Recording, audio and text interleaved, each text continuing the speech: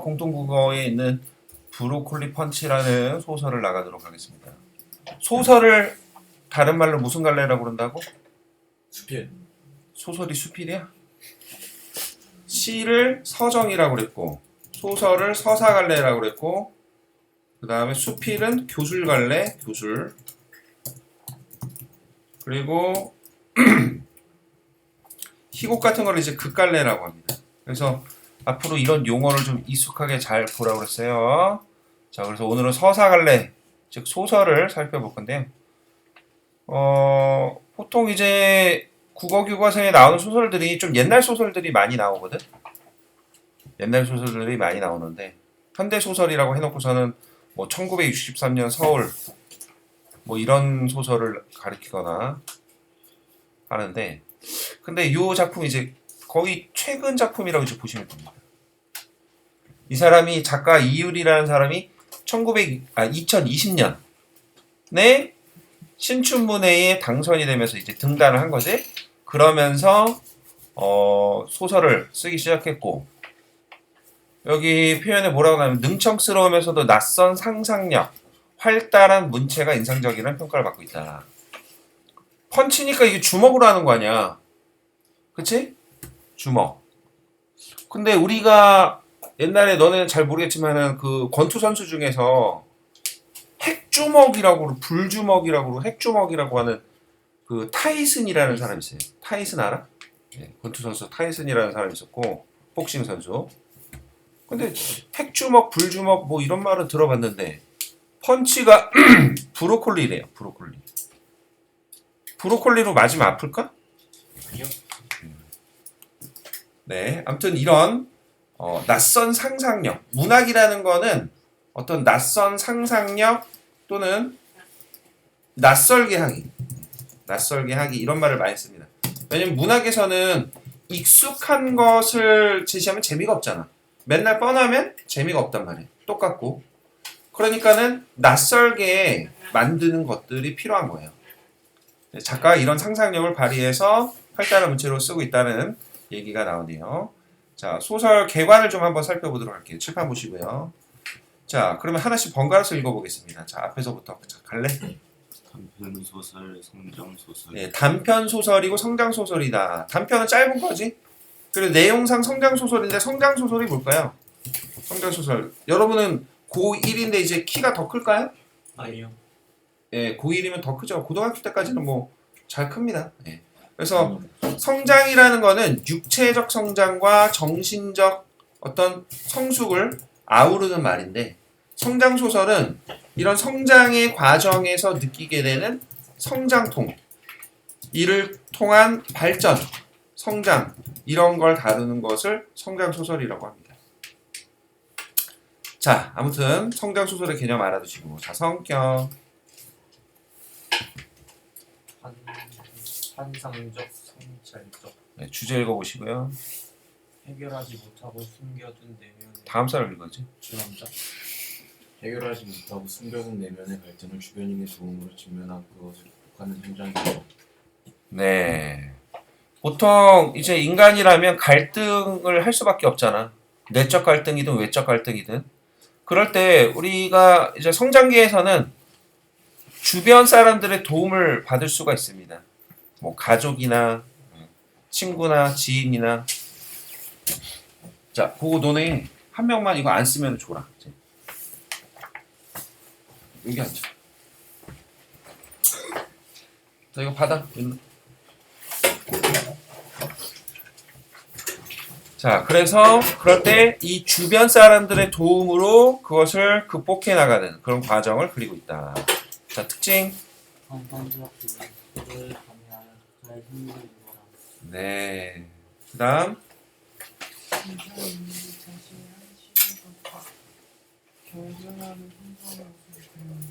네. 환상적 요소 판타지인데 이런 것들이 들어가면 더 재밌죠. 네, 흥미롭고.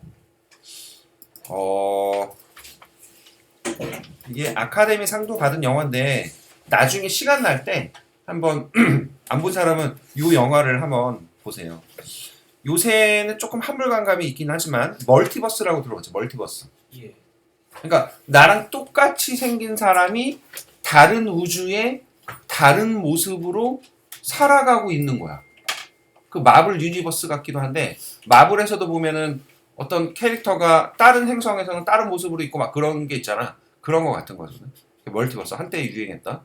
근데 이제 영화 중에서 Everything, Everywhere, All at Once 제목이 좀 긴데 네, 요 영화가 있거든요.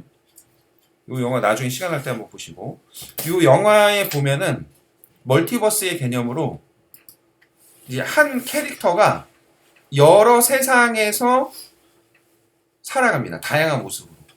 근데 이 공통으로 직면한 그 문제를 해결하는 과정인데 어떤 철학적인 얘기도 다루고 있는데 되게 코믹하게 잘 그려냈어. 혹시 이거 본 사람 있나요? 없군요. 네. 11살인 우리 아들도 한 2년 전에 선생님이랑 같이 봤는데 깔깔대면서 봤던 너무 어렵지 않고 재밌어요. 처음에 약간 머리를 쓰면서 봐야 돼. 헷갈리니까. 네. 근데 여기 이제 보면은 어떤 게 나오냐면 도넛이 있는데 도넛이 막 어떤 캐릭터처럼 막 나와. 돌이 있는데 돌에 눈가를 붙였더니 얘도 뭐 살아있는 어떤 캐릭터처럼 나오고. 그리고 피아노를 치는데 손가락이 뭔 줄 알아? 피아노를 치는데 이게 손가락이 소세지처럼 이렇게 막 나오거나 그러거든. 이 장면이 안 나오나? 네. 그 프랑크 소세지 긴 거 있잖아. 이렇게 막 소세지로 변해서 막 그런 내용이 나오고 막 그래. 자, 아무튼 네. 다양한 상상력을 발휘하면 재미를 줄 수 있는데 여기서는 뭐 제목에서 보이다시피 주먹 그 권투 선수 이게 펀치가 뭘로 변했다고? 브로콜리로 변했다. 네. 앞부분 줄거리부터 이제 본문을 같이 읽고 정리해 보겠습니다. 한 사람당 한 문장씩 읽어갈게요. 자기 차례 놓치지 말고. 자, 요양. 유명 배우사인 나의 남자친구가 보여주는 복싱 선수인데 어느 날 오른손이 브로콜리로 표현하는 편입니다. 네, 손이 브로콜리로 변했대. 그리고 나라는 인물이 등장을 하고 있는 거야. 근데 나라는 인물이면은 우리가 작품 속에 서술자, 작품 밖에 서술자. 작품 속에 서술자라고 해요. 몇 인칭이라고 그러죠? 1인칭이에요. 근데 내가 주인공은 아니고 제목에 나오는 복싱 선수인 남친이 주인공이에요. 그래서 1인칭 관찰자 시점이 되겠네요. 1인칭 관찰자 시점. 다음. 의사는 마음 편하게 마치고 싶은 손이 만나거나 이웃을 대하는 말을 처방한다. 네, 엽록소니까 이제 녹색 이런 식물에 있는 그런 건데 네, 손이 엽록소에 그렇게 영향을 받나 봐. 광합성을 하고 약을 처방하고요. 나는 나가 대부분 안풀 쓰는 할머니와 그녀의 애인은 건강해서 함께 할머니가 키우는 앵무새 말자의 장례식을 치른다. 네, 앵무새가 있는데 그 앵무새 또 장례식을 치러주고요. 이후 그녀의 빙수를 내리다가 연중에 쓰는 브로콜리가 미역국이라고 말한다. 다음. 관광석 할아버지는 그 병은 마음고생이 심하면 생기는데 산에 가서 노래를 부르면 금방 낫는다며 매일 같이 산에 가자고 제안했다. 네, 뭔가 스트레스 때문이 아닐까라고 생각을 하는 거죠. 박광석 할아버지. 자, 안필순. 안필순 할머니 댁을 나선 나는 원준의 집에 들러서 원준에게 힘든 일이 있는지를 물어본다. 네. 자, 나는 나는 말이야 복싱을 하기가 싫어. 자, 복싱을 하기가 싫대. 근데 이제 문제네요. 복싱 선수인데. 네. 그 참고로 뭐 참고할 건 아니지만 뭐 딴 얘기지만 선생님 아들도 복싱을 시켰거든. 이 녀석이 이제 태권도를 시켰는데 태권도도 흥미를 잘 못 느끼고 운동 신경이 별로 없는 것 같아. 나를 닮아서 그런 것 같은데. 자, 그래서 어쨌든 복싱을 몇 달을 시켰는데 어느 날인가 이제 한 4개월쯤 됐는데 복싱을 하다가 제가 가기가 싫다고 막 우는 거야. 그래서 왜 싫으냐 얘기를 들어봤더니 자기는 누구를 때리는 게 싫다는 거야. 그래서 아 그러냐. 근데 그 마음을 또 존중해 줘야 되잖아. 그래서 선생님 아내는 계속 시키고 싶어 했는데 끈기 있게 좀 오래 했으면 했는데 선생님이 설득을 해서 이제 그만두게 했거든요. 네, 복싱이라는 그 스포츠가 뭐 장단점이 있는데 자기를 안 맞을 수도 있는 거죠. 다음 볼게요. 문제는 코로 숨을 깊이 들이마셨다. 내뱉었다. 그리고는 잠시 후 뱃속의 중심은 무언가를 풀어대듯이 느릿느릿 이야기하기 시작했다. 복싱을 잘하기 위해서 가장 중요한 게 뭔지 아냐? 집중이야. 뭐에 집중하냐면 한 문제씩 읽을게요. 뭐에? 맞네. 뭐에 집중하냐면 지금 내 눈앞에 있는 이 새끼를 군죽으로 만들겠다는 집중. 왼손으로 안 된다면 오른손으로 김전장은 머리를 들이받아도 뻗어버리게 만들어 버리겠다고 집중. 실은 그게 가능하면 되게 디테일한 생각이에요. 네, 그래서 지금 복싱 선수로서 경기에 최선을 다해서 승리하기 위해서는 상대방을 이기겠다는 어떤 집착과 집중 이런 게 필요하다는 거지. 자, 다음. 임시 트레이닝하고 하잖아. 상대방이 피를 흘리는 모습, 기어시키는 빠져가는 모습, 내 펀치에 쓰러지는 모습 같은 걸 상상하는 것. 네, 상상, 이미지 트레이닝 필요하다. 그런데 그런데 삶에서 그런 상상을 해본 적이 있나요? 친절이고 사람이 누구도 있었겠지만 그 사람을 때려서 무너뜨리는 모습을 이렇게까지 자세히 그려본 적도 있냐고요. 자, 그래서 지금 남자친구인 원준이 자문자답을 하면서 내면적 고통을 표현하고 있는 거예요. 심리적 갈등과 네, 압박을 받고 있는 거죠. 스트레스를. 나는 심지어 그 사람을 미워하지도 않아. 아니 오히려 좋아해. 복싱에 복싱 그리고 나랑 나랑 비슷한 삶을 살아왔을 때 이 사람하고 친구가 되고 싶어. 그런데 그런 사람을 군죽으로 만드는 상상하는 게 실제로 군죽으로 만들기 위해 주먹을 내뻗는 게 어느 순간부터 되게 힘들어진 거야. 예, 이건 이건 스포츠다, 직업이다 하고 계속 생각했지만 스포츠건 직업이건 맞으면 아프고 아픈 건 싫거든.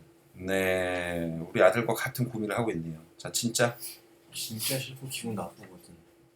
그런 걸 생각하게 된 날부터였어. 복싱이 하기 싫어진 거야. 하지만 그렇다고 해서 그냥 그만둘 수 있는 일은 아니었지. 네, 직업을 바꿔야 되는 거니까 현실적으로 고민이 되는 거죠. 그러고 그러고 싶지도 않았고. 나는 오랫동안 고민하고 또 고민했어. 그러다가 그럴듯한 해결책을 찾았대.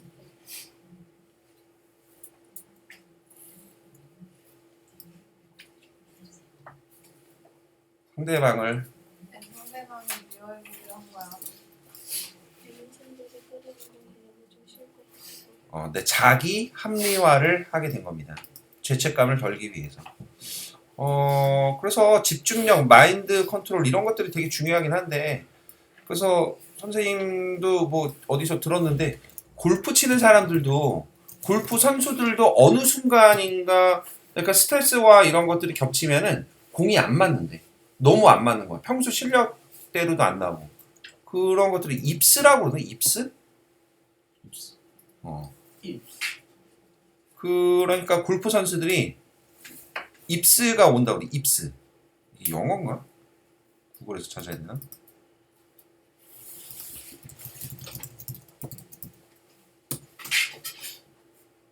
입스. YIPS. 골프 용어로 입스인데 무서워서 공을 칠 수가 없는 상황. 이래. 무서워서. 압박감이 있어가지고.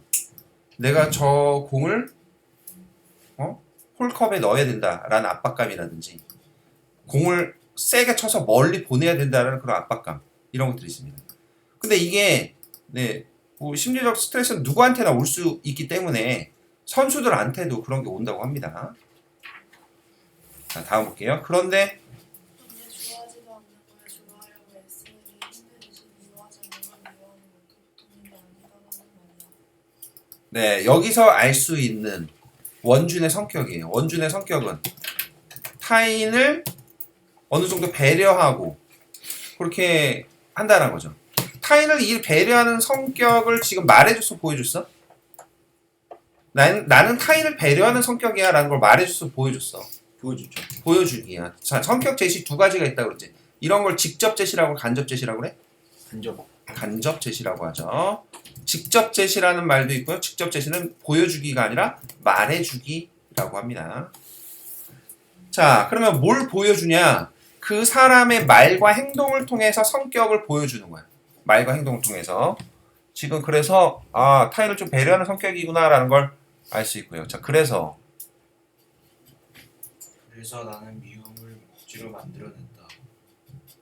세상은 나쁜 것들을 다 갖다 붙이면서 미워해야 돼가 반복하는 거야. 저 사람은 생각보다 좋은 사람이 아닐 거야.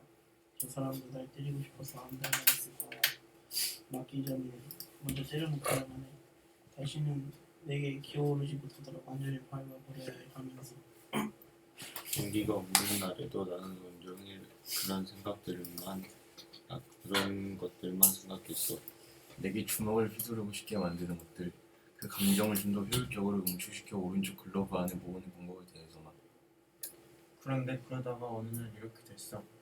자, 이렇게 됐어. 바로 손이죠. 원준이.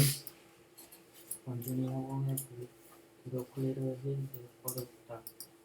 자, 브로콜리가 됐어요. 손이. 네, 환상적인 소재입니다. 환상적인 소재. 실제로는 이렇게 되기는 힘들죠. 자, 다음. 어둠 속에서 우둘투둘한 브로콜리를 던졌다 했다. 이렇게 되고 나서부터 아무리 하려고 해도 화가 나지 않아. 용진은 저런 분야가 몇번더 힘이 때렸다. 자, 고민이 깊어지자 방어 기제가 작동한 것이다 라고 했습니다. 우리가 심리학에서 많이 쓰는 말인데, 심리학에서 많이 쓰는 말인데 방어 기제라는 게 있어. 방어 기제. 방어 기제가 이제 뭐냐? 나를 방어하기 위해서 사용하는 그런 어떤 테크닉 이런 것들을 얘기하는 거지. 자기 방어 기제. 여기 보면 뭐 여러 가지가 나오는데 첫 번째로는 억압이라고 해서 억지로 눌러버리는 거예요. 내가 어렸을 때 안 좋은 기억이 있다고 치자? 그거를 인정을 안 하는 거야. 그래, 난 그런 일 없었어. 막 이런 식으로 여기거나. 그 다음에 뭐 부정이라고 해서 감당하기 어려운 현실이나 사실을 있는 그대로 인정하지 않고, 그러니까 지금 현실을 부정하는 거죠. 투사라고 해서 자신이 용납할 수 없는 충동이나 행동을 타인의 탓으로 돌리는, 남 탓을 하는 거가 있고요. 그리고 얘도 아까 한번 한 거지만 합리화라는 것도 있죠. 그럴 때 다 핑계를 대면서 행동을 정당화하고, 반동을 형성하거나 실제 마음과 정반대가 되는 것, 퇴행을 하거나 치환을 하거나 승화 같은 것들인데, 그나마 좀 승화가 제일 좋은 거긴 한데요. 어쨌든 자기를 방어하기 위해서 심리학적으로 여러 장치들을 쓰는데, 그런 과정의 하나로 화가 나지 않는 겁니다. 자, 억지로 화내는 게 싫으니까 그걸 부정해버리는 거죠. 자, 다음. 권준의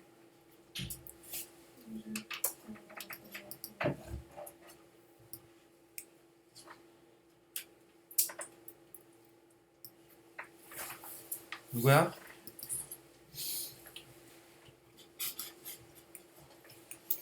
때리다가 결국 쭉 떨어졌다. 그런 그런 거 건드는 게 좋다고 생각하겠지. 그래도 사람이 왜 무엇하러 해야 하는지를 모르겠지. 그렇지만 나는 이걸 너무 오래 해왔어. 할 줄 아는 게 이것뿐이야. 난 미워한다. 미워서 군죽이 되게 때려주는 거. 원주는 거기까지 말한 뒤 입을 다물었다. 그러자 방 안은 다시 어둠과 침묵과 슬픈 풀 냄새만이 가득했다. 자, 어둡고 침울한 분위기를 드러냅니다. 자, 방안이 어두워졌다고 그랬죠? 시각적입니다. 그리고 슬픈 풀냄새? 자, 왜? 주먹이 뭘로 변했다고? 브로콜리로 변했다고. 그러니까 풀냄새가 난다는 거야. 자, 후각적이죠? 시각적, 후각적으로, 다시 얘기하면 감각적으로 형상화시키고 있다. 형상화라는 말 한번 설명했었죠? 추상적인 것을 구체적으로 환기시키는 거, 감각적으로 환기시키는 거, 형상화. 자, 나는 문을 열었지만 아무 말도 나오지 않았다. 김건준 이야기가 들으면 무슨 말이든 해야 할 텐데 이러고 친절이고 뭐 과거 이렇게 해야만 하는데 왜 가까이 나온 붕어처럼 눈안 뽑은 거이라 나는 기억한다는 거예요. 네, 붕어처럼 뭐 직유법, 비유적 표현 이런 거 들어가 있고요. 뭔가 위로를 해줘야 될 것 같기도 하고 조언을 해줘야 될 것 같기도 한데 자 말이 잘 안 떨어집니다. 다음 네. 원준이 너를 힐끗하고 왔다. 아무런 기대도 없는 우리 친구 눈빛이 곳을 모든 속에서 알수 있어. 한번 할아버지와 너희 사내가 지금 가수의 박광석이지? 가서 이것저것 아무 수나면 잘 나는데 네 뭔가 행동을 하라는 거고요. 내일 같이 가자. 가보자. 지금은 북적어 내일 다 같이 가보자. 원주는 대답하지 않았다. 나는 어둠 속에서 원준의 브로콜리를 더듬어 쳐봤다. 네. 자 두텁고 미지근한 불빛 밑에서 은적은 물이 지나가는 것을 느꼈다. 이 물은 브로콜리를 한 바퀴 돌아 나와 원준의 어디로 갈까 눈이나 분노를 만들어내고 홀로 가을 보니까 거기서 맑게 섞여지는 조금 느껴질 수 있을까. 네 감정이 좀 희석되어지기를 바라는 거고요. 그리고 미지근하고 뭐 이런 것들은 촉각적 이미지죠. 자, 나는 나는 오래오래 브로콜리를 썰은 거네요. 네, 위로에 해당합니다. 위로. 자, 네.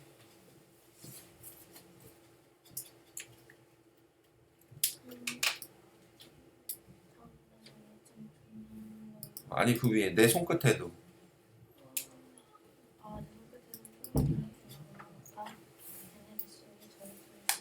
네, 그래서 원준의 고통과 심정에 공감하고 있습니다. 뱃속이 쩌릿쩌릿했다는 건 감각적으로 공감을 표현하는 거고요. 자, 중력 줄거리 볼까요? 다음 날. 다음날 중간쯤에 등산 입구에서 만났나 원준 안필순 할머니 박광석 할아버지 산에 오르던 뒤에 연타리를 안고 풀숲을 헤쳐 낭떠러지가 있는 곳에 다다른다. 자, 그래서 이 장소로 간 이유가 있는데 한번 소리를 질러 보려는 겁니다. 자리를 잡고 음식을 차린 후에 박광석 할아버지가 원준에게 갑자기 노래를 시키자 원준은 당황한다. 자, 노래를 시켰습니다. 자, 원준이 원준이 음을 좋아하는 동안 나는 원준의 브로콜리에 다시 가봐봤던 수건을 벗게 될까. 햇빛 아래에서 뭐가 그런지 브로콜리는 육감보다 더 푸르고 신선한 것 같아. 네, 이게 왜 브로콜리라고 얘기한지 알겠습니까? 원래 권투 글러브가 어때? 이렇게 스펀지 같은 게 들어서 좀 크잖아. 예. 브로콜리가 어떻게 생겼지? 글러브 같이. 그렇게 글러브처럼 앞에 크고 줄기는 작고 무슨 말인지 알지? 네, 이런 모양이라서 브로콜리 비유를 한 것 같아. 자, 햇빛. 아, 그때. 그때 원준의 브로콜리를 보고 바라보던 무슨 할머니가 갑자기 나왔다. 그러면 나도 노래는 아니고 소리 하나 질러도 되나? 그럼 지르고 싶은 대로 지르게. 그럼요, 지르세요. 그러자 안필순 할머니는 자리에서 일어나 낭떠러지 끝쪽으로 조용히 걸어갔다. 가장자리에 누워버린 떨어진 들려면서 머리가 둥그런데 뚫고를 안 도니 이미 나팔을 어깨가 뱃속에다 숨을 크게 들이쉬고 내가 집에 미쳤다. 마이크 말자야 해야지.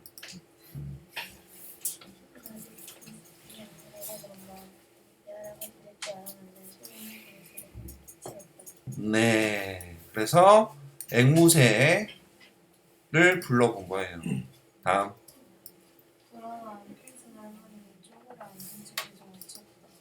네. 내가 욕한 것도 진심이 아니었고 때린 것도 진심이 아니었고. 네, 반려동물이잖아요. 그러니까는 여러 마음이 복잡하게 있을 텐데 슬픔, 미안함, 죄책감, 아쉬움 이런 거를 드러내고 있는 거예요. 자, 안필순 할머니의 마음을 보여줬다 말해줬다? 안필순 할머니의 마음을 이 대사를 통해서 보여줬다 말해줬다. 보여줬다. 보여주기. 직접 제시, 간접 제시. 간접 지시. 간접 제시. 다음. 좋은 곳에 가라. 곧 다시 만나자. 네, 재회를 소망하고요. 그러고 그러고 나서도 안필순 할머니는 잠시 허공을 바라보며 앉아있더니 한참 후에야 일어서서 엉덩이를 툭툭 털었다. 그러고는 또 무대 공연을 마친 가수처럼 스치게 웃으며 돌아왔다. 네, 부끄러워하고 있네요. 나와. 나와 박광석 할아버지는 열렬하게 박수를 쳤다. 네, 박수를 쳤다. 응원과 격려죠. 응원, 격려. 다음. 옆에 와 앉는 할머니를 보고 할아버지가 환하게 웃었다. 아이고 내 속이 다 시원하네. 잘했어. 자 이제 그러면 원준이 차례. 네, 원준이도 내적 갈등과 가슴 속에 쌓이게 있는데 그걸 풀어보라는 거죠. 자, 다음. 소사의 신이 할아버지 될 거라고 생각했는데 무엇이가 완전 한편 누가 가다니면 무엇이다.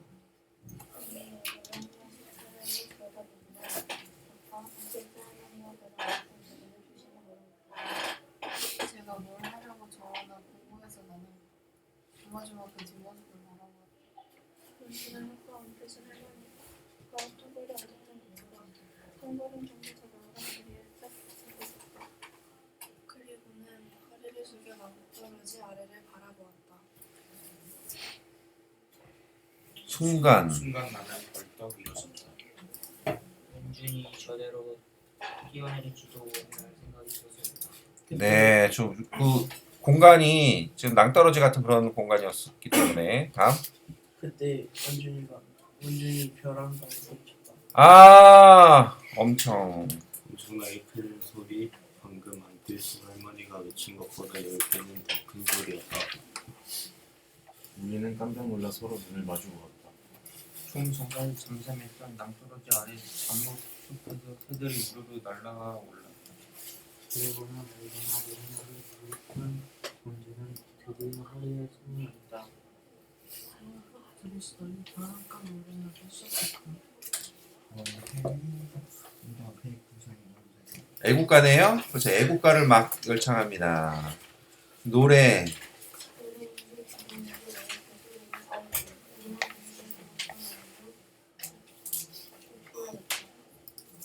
할 줄 아는 노래가 없다는 건 정말이었구나. 그래도 그렇지 이건 정말 너무하잖아. 네, 우렁찬 목소리로 애국가를 불렀어요. 나는. 나는 깔깔깔 큰 소리로 구름 속에서 씩씩 쇠소리가 날 때까지 웃었다. 바깥쪽 할아버지가 오지 말라면 눈을 흘렸지만 할아버지도 이미 눈꼬리에 눈물이 맺혀 있었고 안필순 할머니는 실내 엎드려서 성나가는 소리로 머리를 빨고 있었다. 그러나 등 뒤에서 복수하는 관광객들에는 아무런 것 없이 원준은 우렁차게 계속 불렀다. 애국가를. 하느님이 보러 와서 우리 경화 만세. 아이고 잘한다. 안필순 할머니가 박수 쳤다. 나는 신임에서 주임새를 넣었다. 원준아, 그거 더 질러봐. 그러자 원준이 돌아보니 씩 웃었다. 하느님을 찍어 다니고 싶은 마음과 상큼한 그러나 왠지 코끝을 찌는 듯한 일이었다. 네, 원준을 보면서 원준의 마음 고생이 떠올라서 애잔한 생각도 들고 그러면서도 그 환한 미소가 만족스럽고 마음에 들고 하는 거죠. 자, 너무 나는 백화지가 보고 싶어서 다니고 싶다는 거 생각하는데 뒤에서 노래를 마치 원준이 너무 킥킥거리며 돌아왔다. 나는 이어서 돌아오면 원준 안 하거든. 나 인턴 저녁 때가 됐다. 소중한 그래도 싸움고 그래도 표정을 줬다. 이상하네요. 소리를 질러놓고는 요즘 시원한 것 같아요. 오분만에 두자리 요정을 한꺼번에 피는 원준이 목을 이리저리 돌리며 물었다. 너네 배웠던 지문에 이런 거 안 나왔었나? 카타르시스 얘기해줬나요? 카타르시스, 감정의 정화라고 합니다. 아리스토텔레스가 얘기를 했는데요. 예술을 하는 이유가 뭐냐? 바로 카타르시스, 감정의 정화가 있는 거죠. 우리가 시원하게 노래를 부르거나 그 다음에 내가 막 상상하고 꿈꾸던 걸 그림으로 막 펼쳐내거나 이런 식으로 예술을 행할 때 우리는 인간의 감정의 정화를 겪게 된다 이런 겁니다. 그래서 시원한 거예요. 자, 다음. 부모가 그렇다니까 이제 나을 거야. 박광수 할아버지가 흐뭇하게 말했다. 정말 이래서 뭐가 나을지는 모르겠지만 기분은 정말 좋았고 그냥 준비 결국 걷기로 했다. 참 이상한 일이었다. 고작 노래를 좀 불렀을 뿐인데 평소보다 조금 더 말을 한 것뿐인데 이렇게 기분이 좋을 일일까? 자, 그러니까 일상의 작은 변화, 의외의 행위가 문제 해결의 시작점이 될 수 있다는 얘기입니다. 자, 겨우내 땀에 좀 솜니물을 얄부드레한 분리물로 바꾸고 덮은 쪽밤처럼 온몸이 다 선뜻했다. 네, 감각적이죠. 그리고 뭐뭐처럼 직유법, 비유적이죠. 그래서 형상화시키고 생동감 있게 표현하는 겁니다. 자, 비명이 뭘까? 여기가 산이어 보니까 내 안에도 없이 소리를 보니까 생사로운 산이 천지나 경계를 보낼까. 그러고 보니 원준의 집은 어깨 소리를 지르고 근데 처음이었다. 저렇게 크게 소리도 지을 줄 알았면서 거기다가 넣는 것이 산 보면 열심히 저는 생각하는데 덕분만 않고 뭔가 툭 들리면 될까. 수식엔 좀 하기 대박이었다. 금강산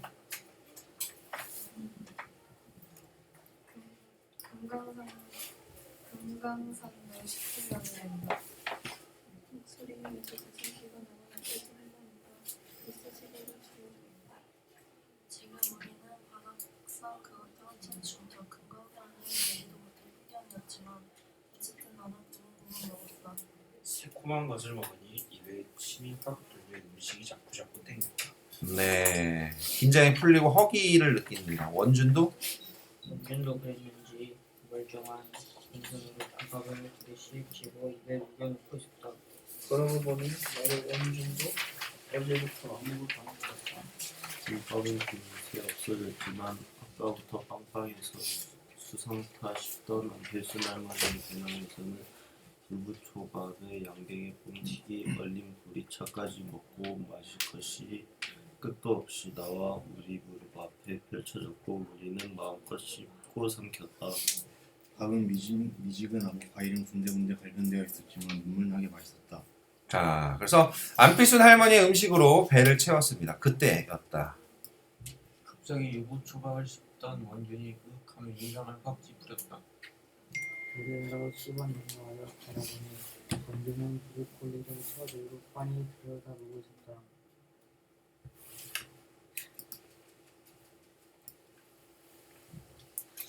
터진다.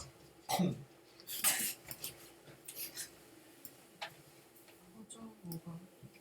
모두 이쑤시개를 그대로 훔치 원준의 브로콜리를 씻어 먹었다. 그 정상을 내렸는데 불안하게 진정성을 꼭 보여줬다. 안에서 뭐가 안에서 뭐가 자꾸 터지는 것 같다.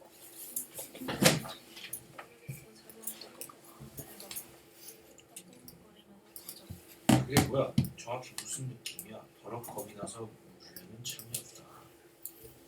저기 앞에 쓴 할머니와 박광석 할아버지가 동시에 소리를 질렀다. 할아버지가 원준의 브로콜리 두 개를 펴잡고 얼굴 가까이로 잡아당겼다. 이것 봐라 여기. 나도 얼굴을 들이대자고 했다. 놓으라고 작은 종이. 브로콜리 밑도장이 복슬복슬 보글보글 한 다음은 봉오리들 중 하나가 다른 것을 보면 쑥 길어다 그 끝부분에 노란 실금이 가 있었다. 떠나가긴 자세히 들여다봐야 구분할 수 있는 소리였지만 우리는 모두 노래인지 분명히 알아볼 수 있었다.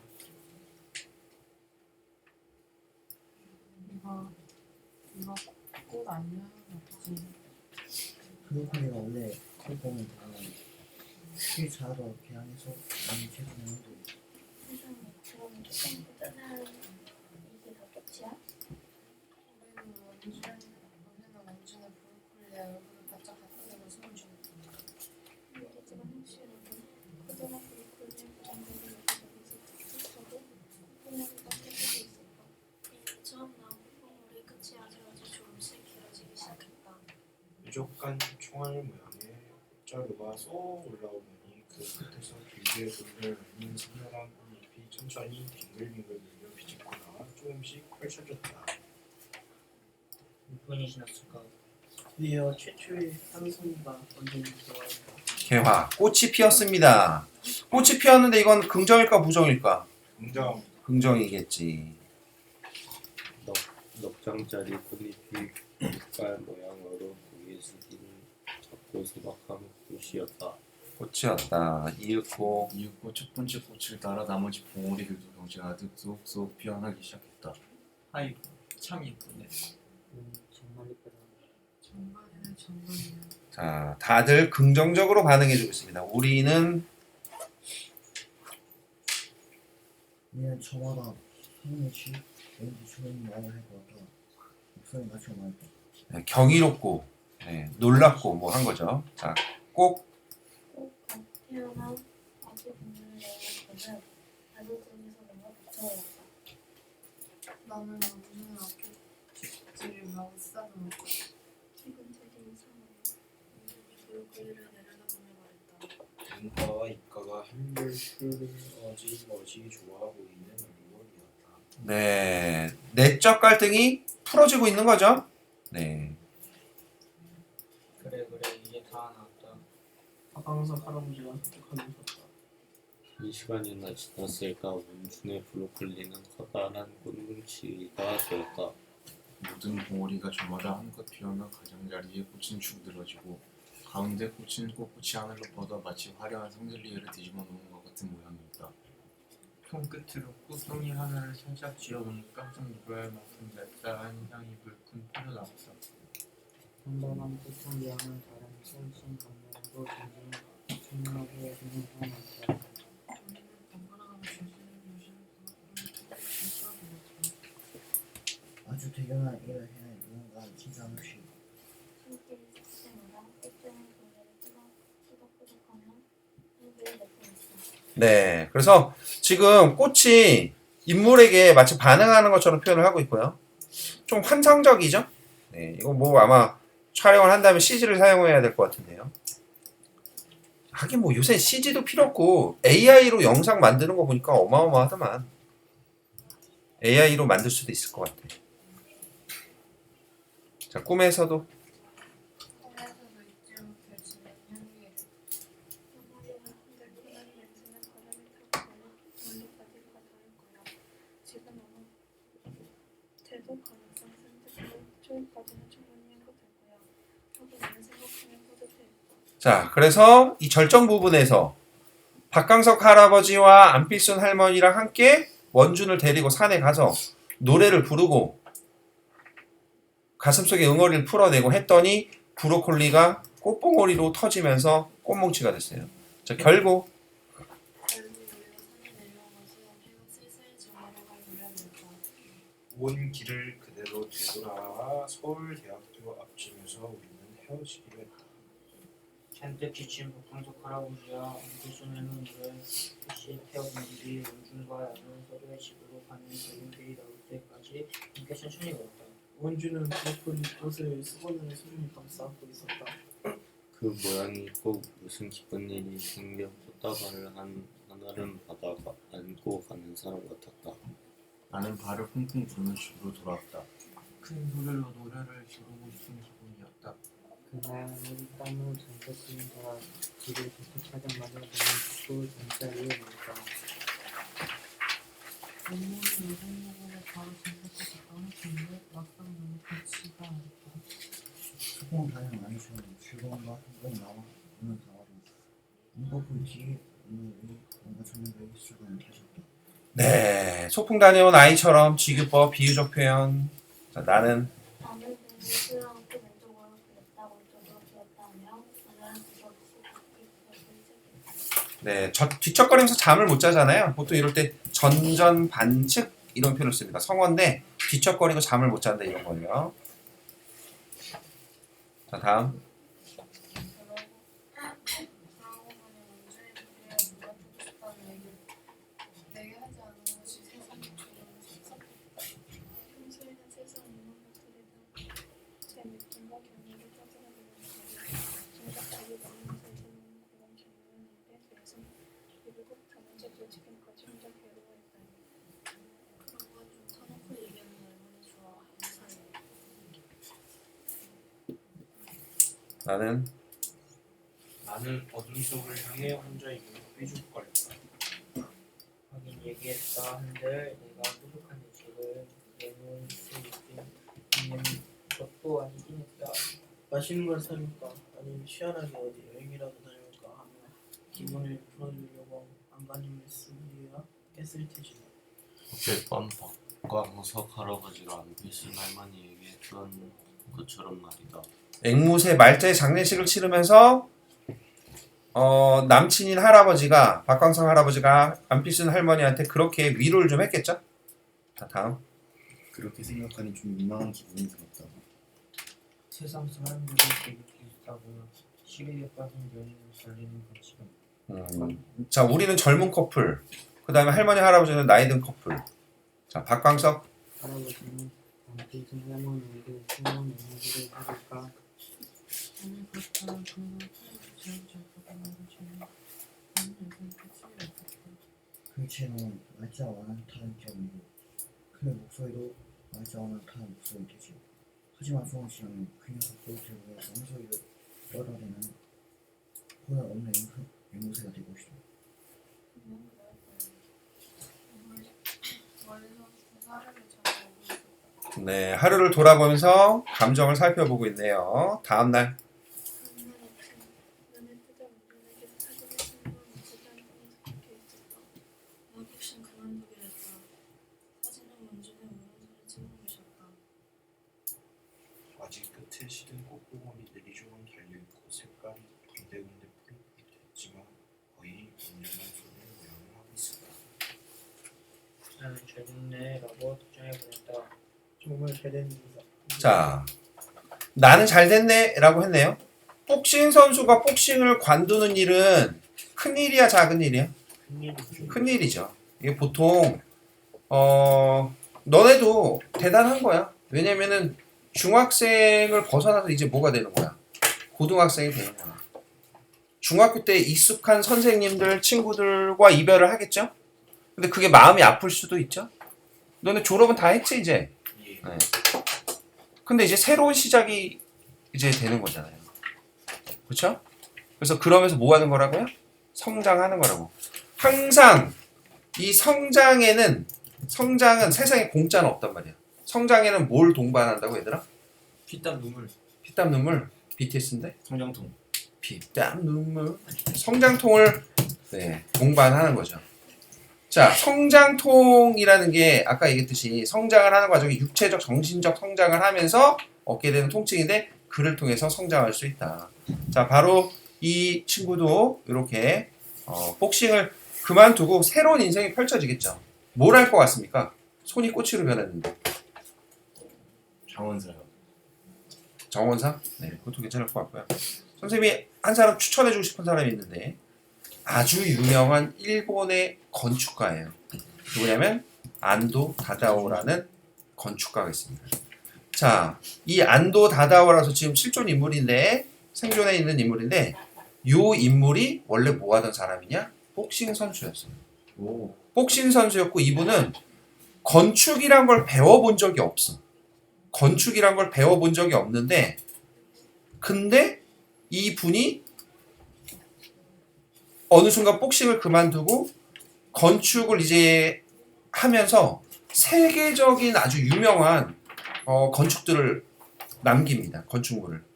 지금도 활동 중인데 TV에도 많이 나오고 유튜브에도 많이 나올 거예요.